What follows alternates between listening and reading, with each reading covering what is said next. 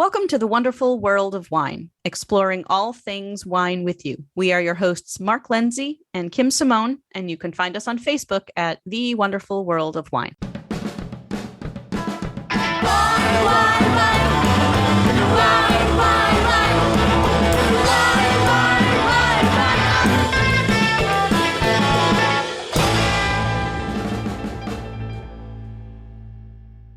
Hello, and welcome to today's show for the wonderful world of wine. How are you today, Mark? Everything's great, Kim. Wonderful. Always good to talk wine with our listeners. Indeed. And often we like to talk about either wine science or wine terms or wine trends. And we happened upon an article in Wine Enthusiast that talks about what do we mean when we say fine wine? And what's really interesting about asking this question is sort of like we have a saying in the beekeeping community that if you ask 10 beekeepers a question, you're going to get 10 different answers. I think that holds true for this question. What do we mean when we say fine wine? And everyone seems to have a different opinion and fairly varied opinions, as was quoted in this article in Wine Enthusiast. How did you feel about some of the opinions here, Mark? They were kind of all over the map. Yeah, I think it's interesting. And I remember the first time I heard this years ago was retailers would say it to kind of separate themselves from the average wine store, saying we only sell, quote, fine wine. And it is a very vague thing, description. Vague. And really kind of snobby. Yeah. Well, there's no real regulated term to define it, right? And you started out saying, I think retailers, consumers, non-wine drinking people all look at this differently. We all have different opinions as to what that little phrase could mean. So what's your definition of it, Kim? My definition of fine wine is like anything that's not grocery store jug wine. Like I think my bar is pretty low in my description of fine wine. Like I think if it's well made, has that's hard to define though, because it's well made to you and well made to no, I know, and that's why I think maybe my bar is a little lower than other people's would be, because I do kind of feel like, well, I think there is room for a lot of what is in the market to qualify as fine wine, because the difference between, a $10 bottle of maybe mass produced California wine and something from, say, Bordeaux or Beaujolais, if you taste those blind next to each other, sometimes you can't tell which is the quote unquote finer wine of the two. So I think just going by taste, a lot of things sort of fit the bill. There were a lot of opinions in here where people would say that fine wine, it only qualifies if it's like really hard to get or if it has a secondary market, which I think is completely unreasonable, frankly. Yeah, we have another word for that called cult wine. But not only that, because it makes the idea of fine wine be a product that is only accessible to a very, very, very small percentage of the population. And when I was reading this article and I ran across that quote from, I forget who the person was, saying that fine wine is wine with a secondary market tells me that is auction wine. And there are so few people who are wine drinkers who are drinking wine that they are buying at auction.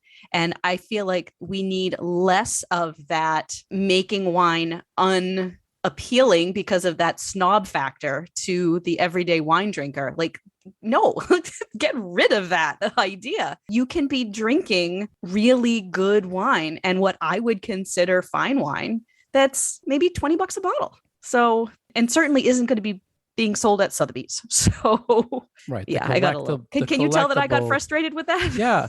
Well, the collectible or the investors in wine is very small. So I mean, you could put that term fine wine to just those people who are investing or buying an auction. It sounds like though you put fine wine at a price point.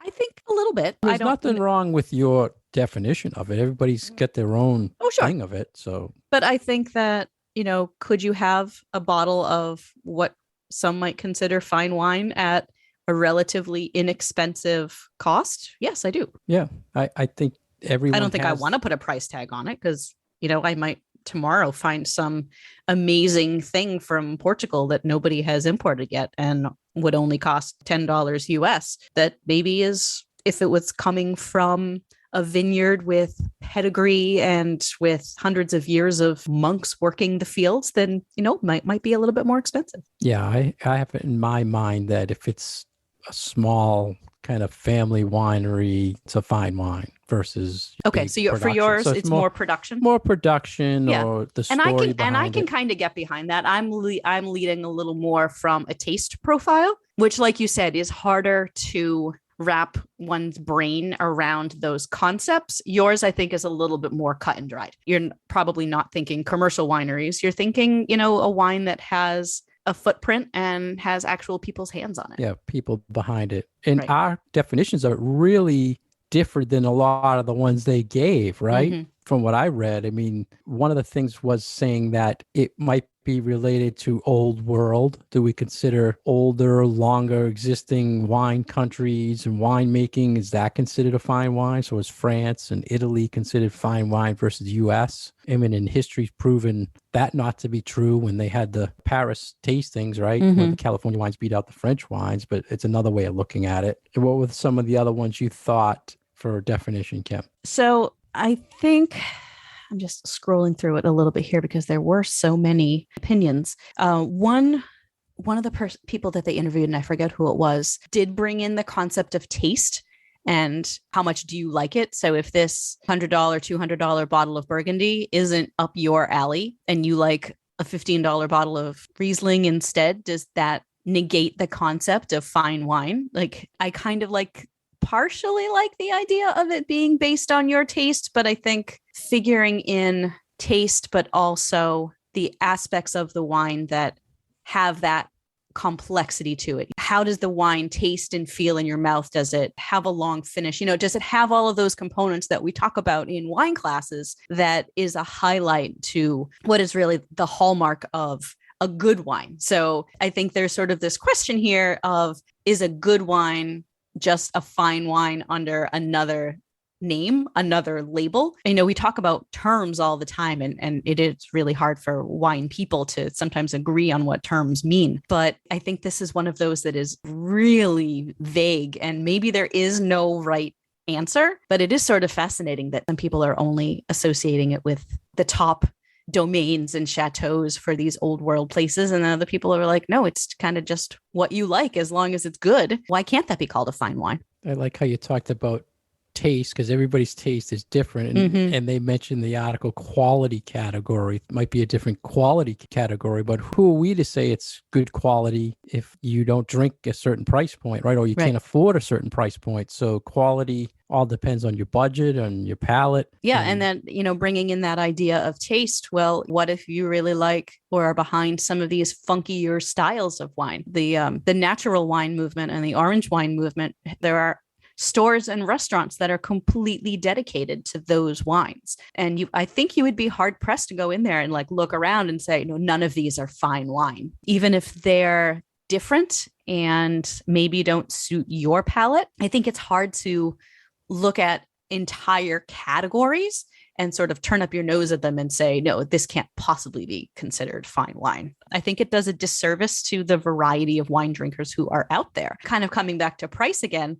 I can't get away from this idea of the snob factor. I feel like we should be embracing different palates, different concepts of what is a good wine. As long as the balance and that quality aspect is there, I feel like we don't need to be taking a few steps back and putting a cap on it and say, well, no, that's not fine wine. Only this is considered fine wine. I feel like that's going in the wrong direction. And you talked about specializing in a certain type of wine. They mentioned about it could be related to viticulture or a winemaking practice, or even a terroir where you would consider, say, Burgundy, because it's so unique and so special of terroir and soil, that it could be considered fine wine. Could relate it to hand harvesting or organic and put those in different categories as a fine wine as well. So what we're really kind of showing everybody here is that it can be very vague and defined many different ways. Yeah. What about this, and maybe Kim? That's why there is no industry standard. Right. What about this, Kim? You have fine wine. How would you then say you're a fine wine specialist? I don't think you Right. would. A lot of times people who are trained in wine, they would say they're fine wine specialists, but they really probably don't. When you're really geeky, you're probably not spending any time with that lower entry level wines. Mm-hmm. You're not tasting that type of stuff. So Mm-hmm. it gets back to price point if you look at that, right? I mean, Yeah. because they're looking at all the unique stuff, the geeky stuff, every different type of terroir and grapes from every part of the world. But I will So- say that I feel that there is value in every once in a while tasting one of those lower tiered wines just to give yourself perspective. Right. And we do blind tastings all the time at the school, and sometimes they'll fool you Yeah. because there's very, very little bad wine on the market anymore. And even the really inexpensive stuff, maybe that little 4-pack of tiny little bottles that are in plastic now that you might take your little package home. Sometimes if you don't know what you're tasting, you can be fooled because they're fresh, they're fruity, they're easy to drink. There's not a whole lot of bad stuff out there. So I feel like that differentiation between fine wine and everything else is maybe a little blurry. It could also, you talked earlier about brands or the bigger, I was talking about big versus I think that was you. small. Yeah. Yeah.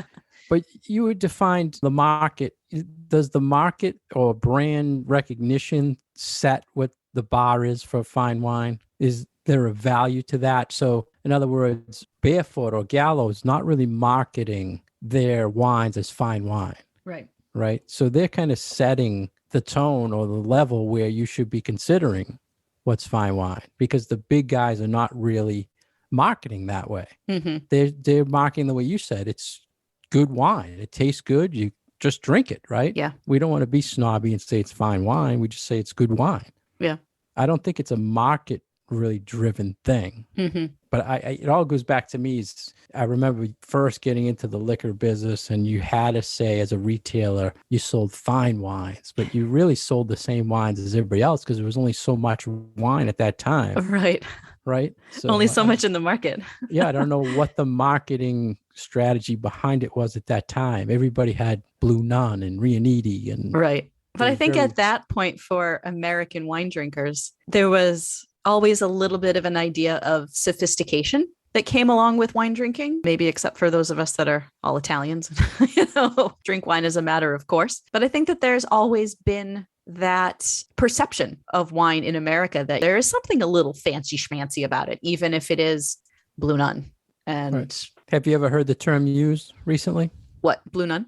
No, fine wine. Yeah, I feel like I see it in like written publications all the time. Yeah. It's I- still, it's a term that's out there. I'm just trying to think if I ever saw it like in a description or something. Mhm. This, And maybe it's a term that is slightly out of fashion, which I wouldn't be surprised as well. yeah, that's Maybe what I'm because we thinking. are trying to be more democratic with who is welcomed into the sphere of wine drinkers and wine knowledgeable folks. So I'm kind of hoping that's the case. It sounds to me like it was just something that was branded wrong from the start, and Yeah. it's everybody has their own Hmm. definition of it, and that's probably the way it should be. Yeah, maybe. You know.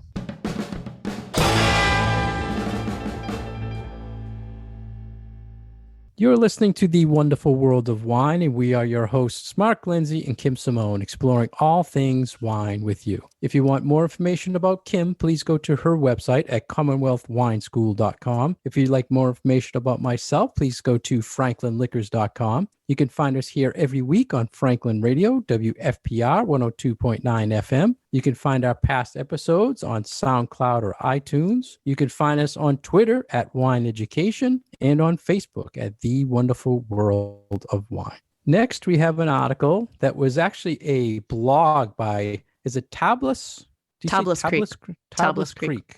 And they write a very good wine blog. Interesting look at the dilemma of, quote, made with organic wine, Mhm. organic grapes, and comparing organics and wine. Ken, what was your initial take on it? This is a winery and this is their blog. So maybe take it with a grain of salt, but I like that they put their opinion out there about this. And I think that it does make some good points in that the organic wine rules are more stringent than organic food rules. And that for whatever reason, if it is, there were certain powerful players when the rules were being created, wanted to make sure that in no place and in no way could sulfites be included for organic wines. And I don't know if that is true with organic foods. Did you do any research to see if organic foods can't contain sulfites as well? Or is this I think that's what they were only saying. for wine?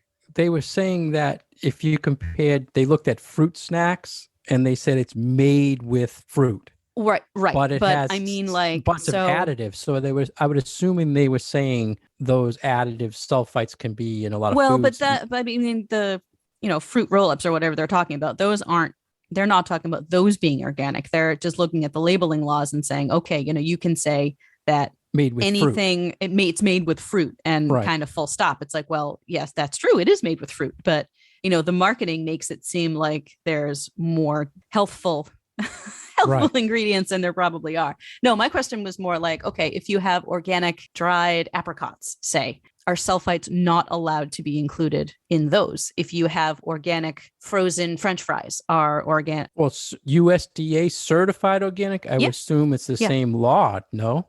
That you cannot have I don't know. They seem to be sort of insinuating that this is a wine specific. It's interesting how you read the articles and how I see the articles. Because I was thinking they were saying using the term it's made with organic doesn't necessarily mean it's as good as USDA certified organic, which we talk about a lot. But in food, I guess you have more play maybe than wine. Is that kind of... That was kind of like what I thought maybe they were getting at. Yeah. Well, refresh our listeners. The whole thing is based on wine is based on sulfur. So anything that's above 10 parts per million in a wine, they cannot say it is USDA certified organic because it's all based on, it has to be no sulfur added. It has naturally occurring sulfite, but they can't add any. So that's what it's based on. But you can still say made with organic grapes. They were having an issue with thinking it's healthy because it's organic grapes, but they're still adding sulfur, or they still might be using non-organic yeast or non-organic water or something like that to make the wine. The thing that we like to talk about when we want to differentiate a bottle of something that does have that organic certification versus made with organic grapes, as we say, the organic certification sort of stops at the winery door, that everything that happens out in the vineyard has to follow all of these organic prescriptions. But then once it gets into the winery, depending on what you do in there, it kind of makes or breaks whether it gets to be called an organic wine. Right. And the TTB just had this huge, did you see recently they just came out with something saying there's too much deception as far as wineries saying things are healthy or clean. The clean thing. Yeah, I mean, you can't state a lot of stuff they're saying where it's good for you or this or that, because the consumers are looking for those things for health benefits. And I think this is another thing where the consumer, where they see organic, made with organic, anything they see organic on it, they're automatically thinking, oh, this is the best for them. And it's not if you are somehow allergic to sulfur, because you could still have a reaction, very small chance, but you still could. What's your thoughts on how the consumer, you think the average wine consumer understands the whole made with or organic grape? I think that people understand now that when you see on a labeling that there are organic grapes in there, you have an idea that at least some of these are made with organic grapes. But I think that they do bring up a good point that if it says made with organic grapes, how many of those grapes were organic? Right. I think that's the hard part, is being able to differentiate whether that wording on the label is the producer actively trying to give you information about the way that those grapes are in fact grown, or is it a marketing ploy because they know that that is such a word that elicits sort of emotional reactions from people. And a lot of people, when they're shopping, that is what they are looking for. So for products that are not just the raw material, like walking through your produce section and pick up a head of broccoli and you've got an organic head of broccoli versus a not organic head of broccoli, it's different when it's a loaf of bread or container of yogurt or a bottle of wine, because once you take that organic certification off of there, it does get very murky. And you, the consumer, really don't know if you are getting a wine that all of the grapes in there are grown organically or is only a small portion of them made with organic grapes. I think it's really, really hard to tell. Have you ever seen a percentage on that where it has to be not? I've never seen a percentage where it has to be 80%. No, because that made with organic whatever is not regulated. Right. So you could have an organic Cabernet that's 75% organic Cabernet, but the other 25% could be non-organic. Well, it wouldn't be an organic Cabernet. It would just say made with organic grapes. Right. But if it says made with organic grapes and the varietal says Cabernet, I don't think that you have any idea. It could only be the Cabernet that's in it. The other. Oh, I see what you mean. Because of the law saying that it only has to be 75% of that varietal. I actually don't think that would have anything to do with it, honestly. Meaning the bigger percentage is organic, so it's okay? Is that what you? No, that like say you're making a Cabernet that's a wine that's 80% Cab and 20% Merlot. Right. And you only use organic Cabernet and you use not organic Merlot. Yeah. I think on the label you can still put Cabernet Sauvignon and made with organic grapes. Right. You don't have to say anything beyond that. Right. That's what I was. Yeah. Yes, I agree with you. So you still have no way of No, knowing. you still have no way of knowing. Yeah. Nope. It's something I have to ask you. Do you think it's worse that an American company says made with organic grapes when there's not an all organic product, or an imported winery that practices organics but doesn't tell you? In other words, they don't put it on the bottle. Do you think that's worse? Why would that be worse? But that's what I'm asking you, because a lot of times imported wines, like Italy or Spain, they're big in organics and they're doing organics, but they don't put it on the label. Maybe because they don't consider it to be a marketing gimmick. They believe in it. Exactly. So you can't find it on a label. You'd have to research. Right. But then to me, it's almost the same thing as saying they're not telling it. So I can't believe it. Does that make sense? Like they're not putting it on the label. So if someone will tell me, all they do is organic, I'll be like, why is it on the label? Well, they don't put it on the label. If it's not right. But so it's like, I don't. No, I understand more. Because I feel like we've probably both been in situations where, a supplier has been like, oh yeah, they're practicing organic, but they're not certified. It's like, yeah, I've heard this so many times. Yeah. Or so maybe it's because so take it with a grain of salt. Yeah. What worries me on that, Kim, is I probably got the one vintage they had to use chemicals or something, right? If you're not certified, it's probably because you didn't have the consecutive years or something, maybe where you could get certified. So maybe, or you didn't want to pay the ridiculous fee. Yeah, or they're sending the non-organic stuff over here and keeping the organic stuff at home. Oh, are you one of those? Well, I'm just,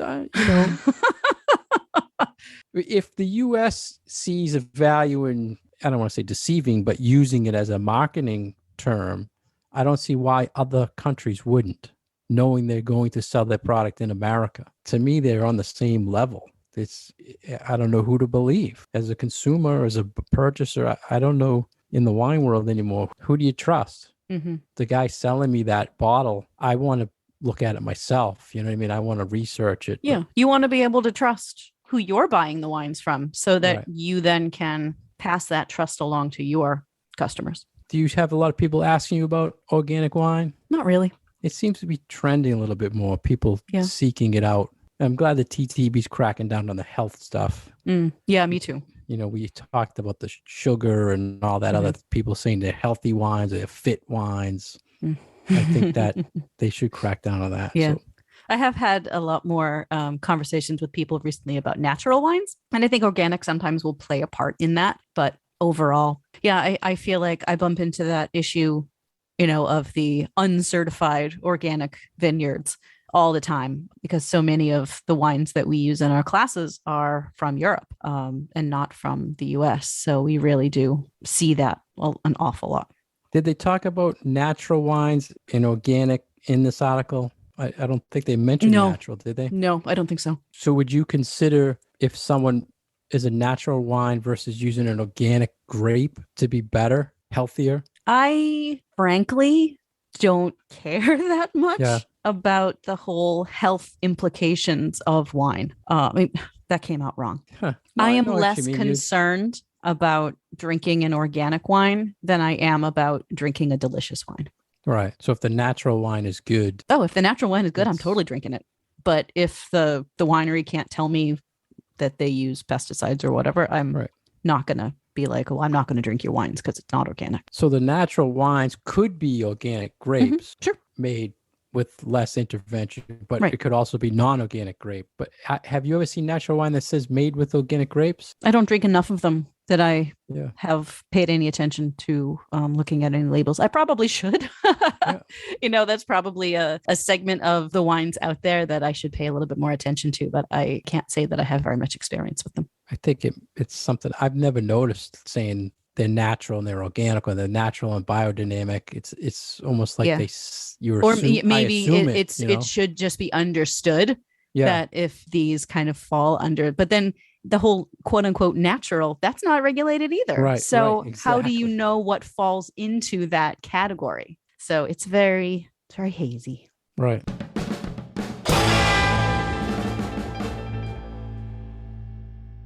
Thank you for joining us today on The Wonderful World of Wine. We've been your hosts, Mark Lindsay and Kim Simone, exploring all things wine with you. For more information about Kim, please go to her website at commonwealthwineschool.com. For more information about myself, please go to franklinliquors.com. You can find us here every week on Franklin Radio, WFPR 102.9 FM. You can find our past episodes on SoundCloud or iTunes. If you have any questions or comments, please find our Facebook page, The Wonderful World of Wine, and contact us there. Cheers.